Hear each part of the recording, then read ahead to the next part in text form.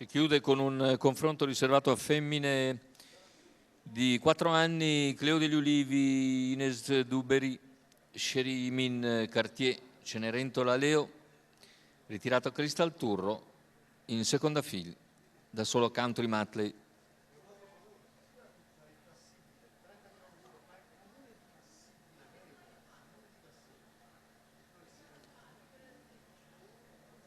Favori per Cleo degli Ulivi in chiusura, numero 1 Carmine Pisquaglio, macchina che accelera e stacca, partiti in questo momento con Ines Duberry che cerca di portarsi a condurre, attaccato da Sherimin, insiste nella sua offensiva all'attacco della piegata.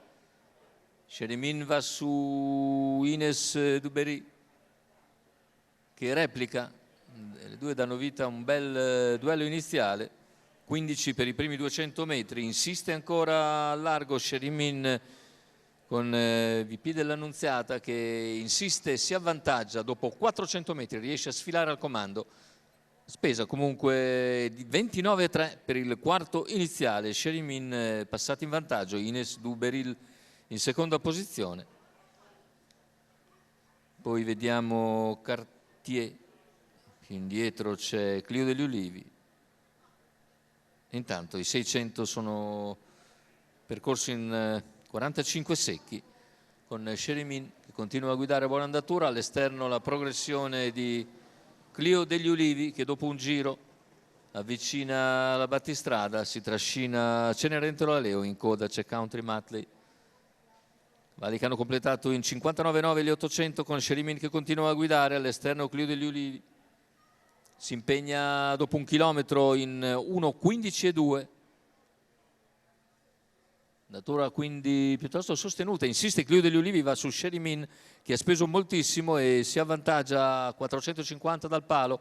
Scende alla corda Cleo degli Ulivi e nuova leader dunque sulla curva conclusiva, prende buon margine di vantaggio Cleo degli Ulivi.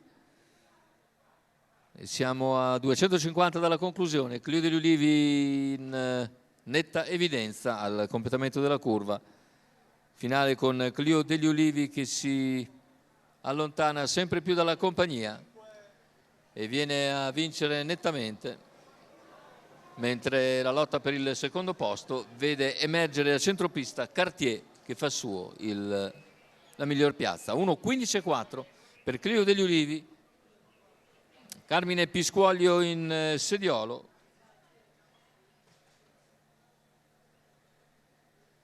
Per conto di Mattia Orlando, andiamo a rivedere battute finali, un bel primo piano di Cleo degli Ulivi che domina letteralmente questa figlia